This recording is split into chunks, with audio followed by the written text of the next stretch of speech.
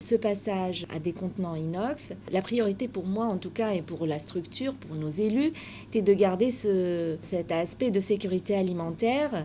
Donc il a fallu qu'on réfléchisse à un process, il a fallu qu'on sécurise les étapes de fabrication pour arriver à un résultat en termes de sécurité sanitaire optimal.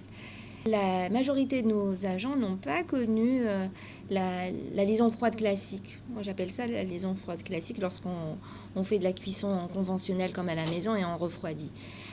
Donc, il a fallu accompagner. Lorsqu'on a réintégré notre bâtiment, il y a eu des formations théoriques autour de la table. Et il a fallu être sur le terrain pour les accompagner, leur expliquer et faire les exercices avec eux. Et c'est vraiment la vraie formation. On a réfléchi toutes les étapes de la production et on a surtout défendu une traçabilité dématérialisée.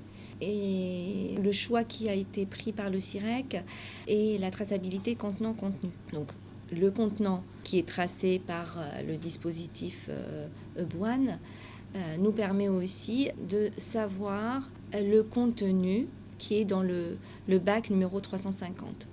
Et on sait que le bac numéro 350 a été servi dans l'école Anatole France, a été consommé tel jour par des enfants de maternelle ou d'élémentaire. Nous, on a choisi un outil de contrôle qui est l'ATP-métrie.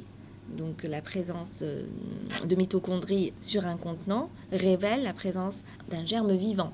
Donc ça, nous, on définit une fréquence de contrôle qui peut être sur des lots aléatoires pour vérifier l'efficacité de lavage d'une part, mais aussi vérifier le stockage, puisque la SEMLog lave, protège les contenants, les livres sont stockés dans les remorques. À nous aussi, aux structures qui traitent avec la SEMLog, de vérifier aussi si ce process est fiable. Et ce qui est rassurant, c'est qu'on utilise aujourd'hui des contenants qui ne sont plus nocifs en termes de sécurité alimentaire, en termes de relargage des perturbateurs endocriniens, puisque l'inox est quand même le matériel inerte.